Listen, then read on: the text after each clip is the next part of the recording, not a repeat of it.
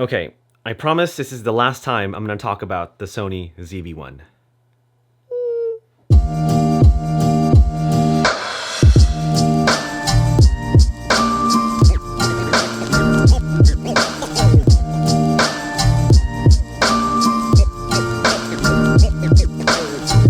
So we talked about an overview of first impressions of the Sony ZV-1. I showed you some 4K cinematic footage, and then we shot some product photography with the camera so that you can see the photographic capabilities of the ZV-1. But I wanted to talk about one last feature about the Sony ZV-1, and that is the high frame rate capabilities.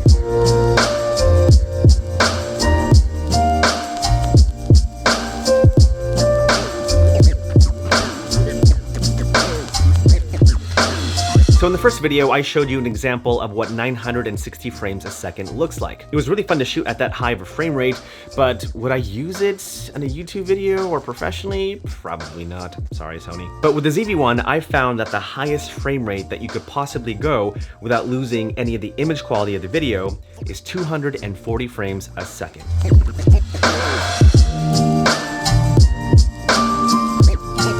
Now shooting at 240 frames a second, you are shooting at 1920 by 1080. Same exact thing if you're shooting at 960 frames a second. Both are HD. But with the footage shot at 960 frames a second, you can clearly see that the image quality of that video is greatly reduced in comparison to the video shot at 240 frames a second. I would imagine it would be in the processing itself where there would be a compromise in image quality just to shoot at such a high frame rate. That's just my guess, I have no idea why, but I did find that shooting at 240 frames a second is the highest frame rate that you can film at without losing much of the image quality.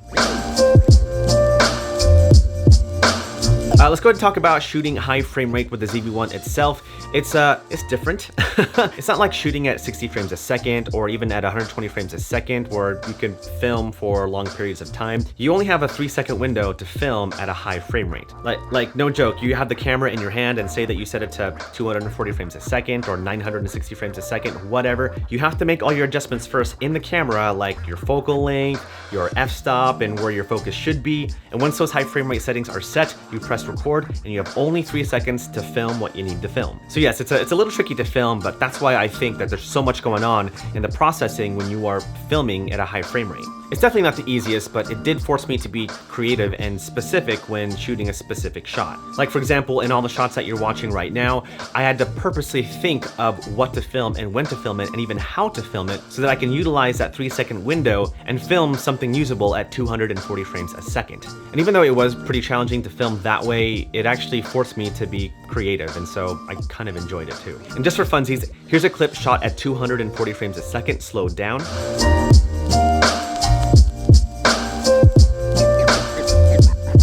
And here's the same clip shot in real time.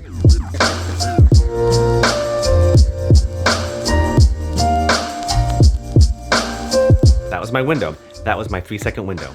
Crazy. So anyway, that is a high frame rate feature of the Sony ZV-1. Far from perfect, but still very fun to use, and it actually forces you to be creative. And even with that 3-second window, I was still able to film some pretty awesome stuff with the Sony ZV-1. All right, so what's the verdict? Are you gonna get the camera? You're not gonna get the camera? Are you gonna wait just a little bit longer to see what Sony cooks up? Maybe even implementing some of the features of the ZV-1 into, I don't know, the Sony a7S III, a7 IV? Who knows? Wow, 4 videos on the ZV-1. That's crazy. And you might be thinking, wow, this is Sid's new camera. It's not gonna be my main camera, although I do want it for my B-roll camera for sure. But I think the reason why I wanted to make a lot of videos about the ZV-1, a compact point-and-shoot camera, a non-professional camera, is the fact that it is non-professional. It is probably one of my biggest pet peeves to hear comments saying like, oh, this camera is not professional enough, or you can't do this, you can't do that, where cameras and gear in general have the potential to do whatever you want because it's solely based on you, the creator. I've always said this, but your creativity cannot be predicated on what a camera can do for you,